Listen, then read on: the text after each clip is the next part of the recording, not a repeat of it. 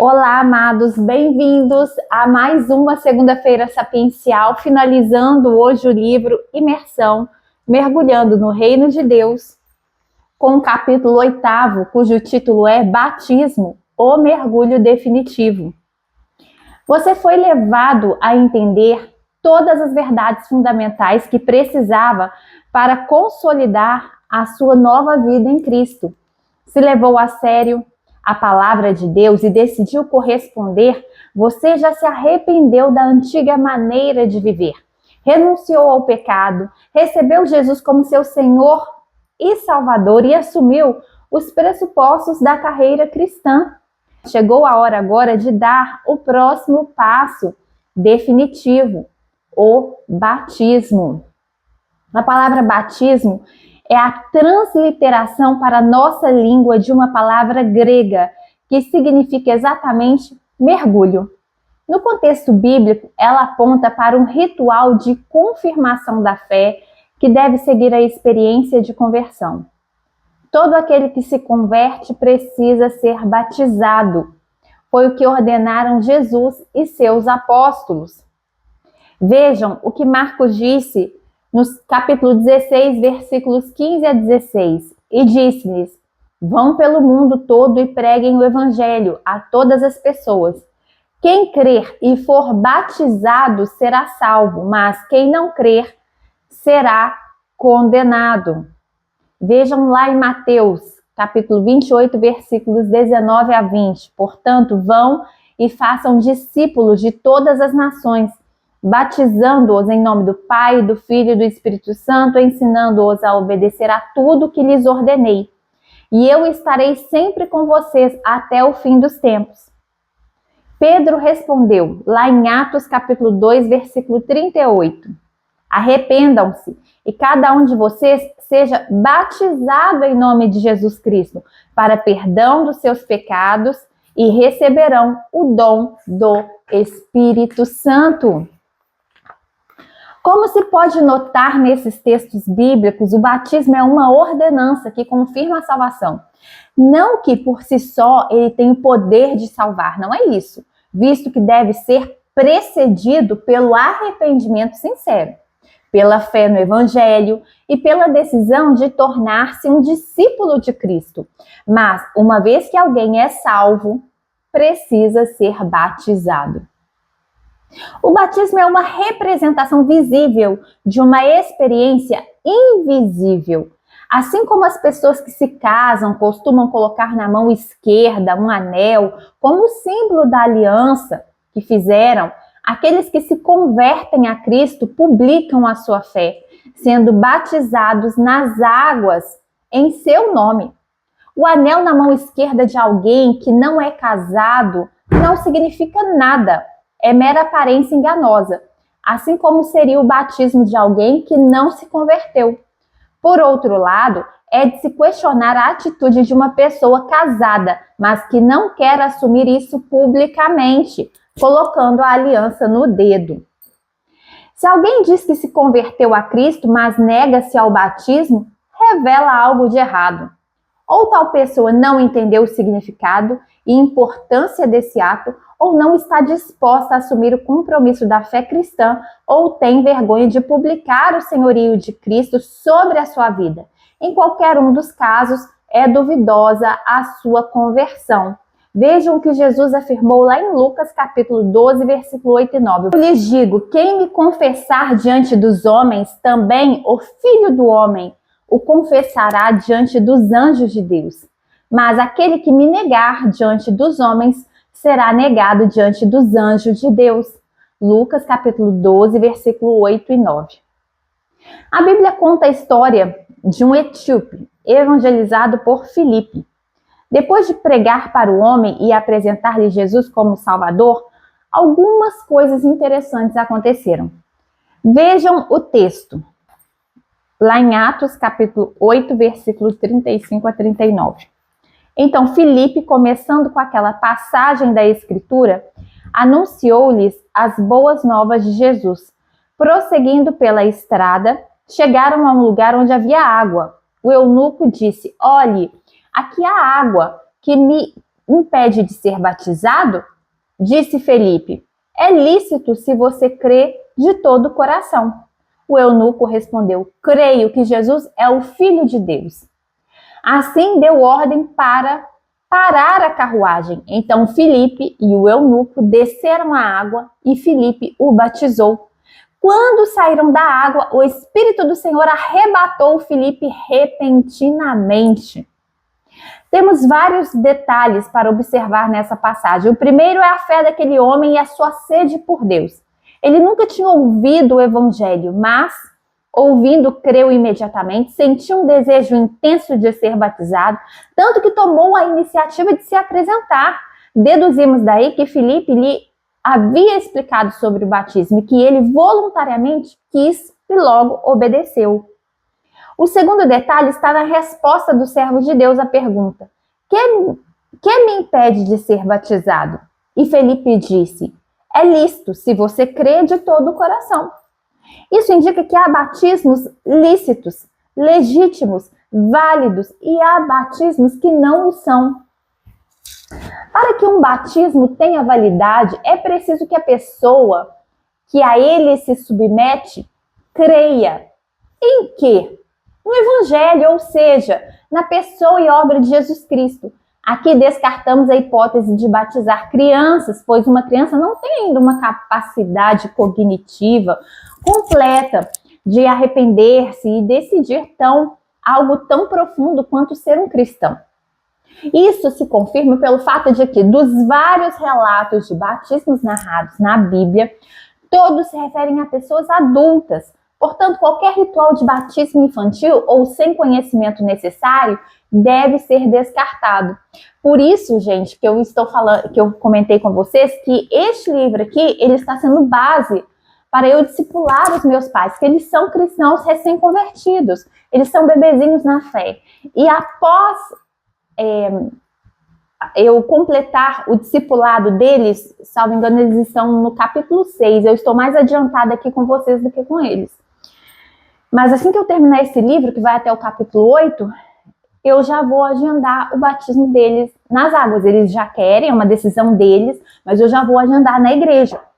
Por quê? Porque não basta a pessoa ir lá e mergulhar nas águas. Ela tem que ter compreensão do que esse ato significa. Ela tem que ter ali conhecimentos bíblicos mínimos para que ela tome essa decisão consciente, porque do contrário o batismo não vai ser válido, como por exemplo para uma criança ou para uma pessoa que não tem conhecimento mínimo aí da palavra, do que isso significa, o que o batismo significa, o peso espiritual, entre aspas, né? Porque é um posicionamento e certamente, eu estou me lembrando aqui até da época quando eu fui batizada, o inimigo vai se levantar. O inimigo se levantou quando eu fui batizar a primeira vez, acabou não tendo batismo, eu acabei não me batizando, aí foi agendado um segundo momento, enfim, vão vir lutas. E a pessoa tem que estar preparada para isso, né? Ela tem que ter essa consciência da guerra espiritual, de eventual livramento que pode acontecer naquele momento, ou nas vésperas, ou de eventual levante também do inimigo, enfim. Outra necessidade para legitimar um batismo é a de que o candidato creia de todo o coração. Não pode haver reservas em sua vida. Ele não pode aceitar o evangelho parcialmente, escolhendo aquilo que vai acatar e descartando outras partes, só aquilo que lhe convém, né? Me convém acreditar que Jesus é o único suficiente Salvador, mas eu não sou fiel no dízimo. Me convém até ser fiel no dízimo, mas eu não me esforço para andar em castidade enquanto eu ainda não for casado ou casada. Enfim, temos que aceitar o evangelho na sua integralidade, ainda que isso nos custe cortar na nossa carne.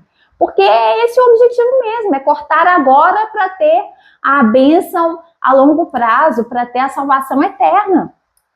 Com Jesus é tudo ou nada. Não há meio termo. Quem está em cima do muro, gente, tá com o diabo, essa é a verdade. Então, ele disse, lá em Mateus 12:30, aquele que não está comigo está contra mim, e aquele que comigo não ajunta, espalha.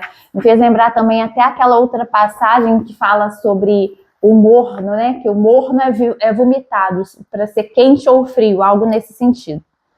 Enfim, lá em João 15, 13 e 14, ninguém tem maior amor do que aquele que dá a sua vida pelos seus amigos. Vocês serão meus amigos se fizerem o que eu lhes ordeno. Jesus disse isso no Evangelho de João. O terceiro detalhe a ressaltar no batismo do etíope é que, para que o mesmo ocorresse, ele e Filipe tiveram que entrar na água. Isso está claro no texto, indica a forma bíblica de se batizar as pessoas, que é mergulhando-as em água.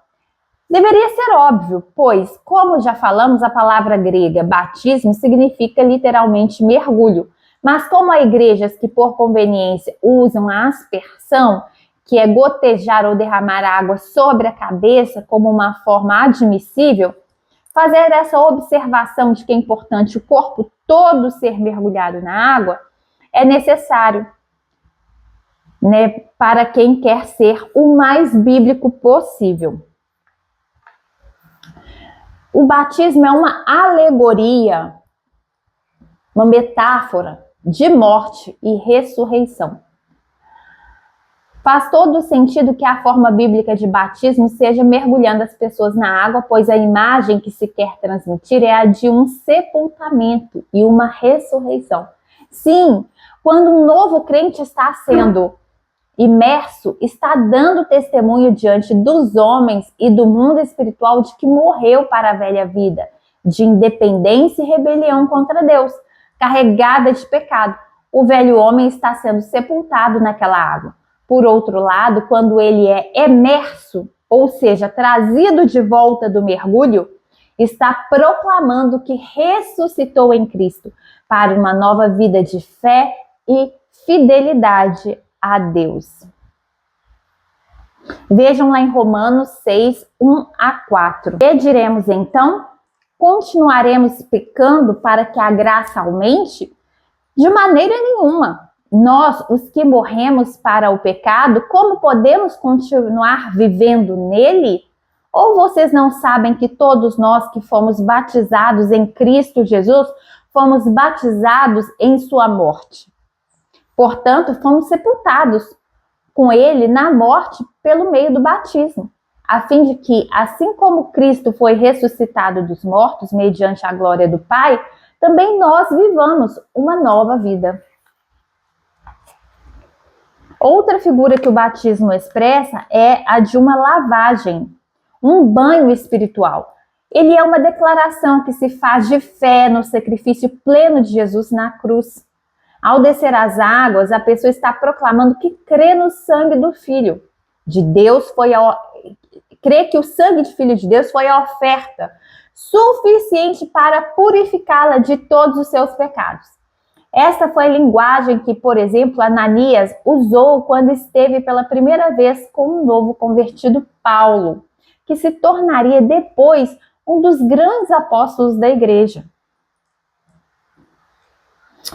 Vejam, lá em Atos, capítulo 22, versículo 16. E agora, quem está esperando? Levante-se, seja batizado e lave os seus pecados, invocando o nome dele. O batismo representa também a inserção de uma nova pessoa na igreja, o corpo de Cristo, a família de Deus. Como já vimos, ser membro de uma comunidade de cristãos não é como ser sócio de um clube ou um cliente de um supermercado, uma relação fútil que você mantém enquanto for confortável ou conveniente, mas que quebra sem grandes consequências. Não! Passar a fazer parte da igreja é como ser recebido numa família séria ou ser enxertado num corpo. Uma vez feito, não se rompe esse vínculo, a não ser em situações muito excepcionais. O batismo marca justamente esse momento da aliança em que nós nos comprometemos com a igreja e seus valores e ela passa a ser o nosso lugar de cobertura espiritual. Essa analogia entre descer as águas batismais e tornar-se parte do corpo de Cristo é exposta em textos como o que se segue em 1 Coríntios, capítulo 12, versículos 12 a 13. Assim como o corpo é uma unidade, embora tenha muitos membros e todos os membros, mesmo sendo muitos, formam um só corpo, assim também com respeito a Cristo. Pois em um só corpo todos nós fomos batizados em um único Espírito, quer judeus, quer gregos, quer escravos, quer livres, e a todos nós foi dado beber de um único Espírito. Pronto, chegamos ao fim dessa etapa. Foram 7 mergulhos em temas fundamentais, preparando você para este mergulho definitivo. A pergunta que aquele etíope fez a Felipe agora precisa ser feita em seu coração. Que me impede de ser batizado? Que resposta você tem para dar? Há alguma coisa faltando para você confirmar a sua fé e se lançar definitivamente nesta nova vida como cidadão do reino de Deus? A palavra gerou arrependimento em você? Você creu de todo o coração na obra de Cristo e o recebeu como seu único e suficiente Senhor e Salvador? Já decidiu abandonar todo tipo de pecado e alinhar a sua vida ao que a Bíblia diz? Está disposto a crescer em seu relacionamento com Deus, buscando-o como sua maior prioridade? Aceita entrar numa aliança com a igreja e viver em compromisso com ela como uma família que você nunca abandonará? Se suas respostas são sim para todas essas perguntas, já está na hora de você ser batizado. Será um mergulho maravilhoso para a vida eterna. Sendo assim, eu finalizo aqui mais uma segunda-feira sapiencial, sensacional, finalizando, portanto, este livro. E na próxima segunda-feira daremos sequência a outros temas diferentes dos que trabalhamos aqui. Até lá!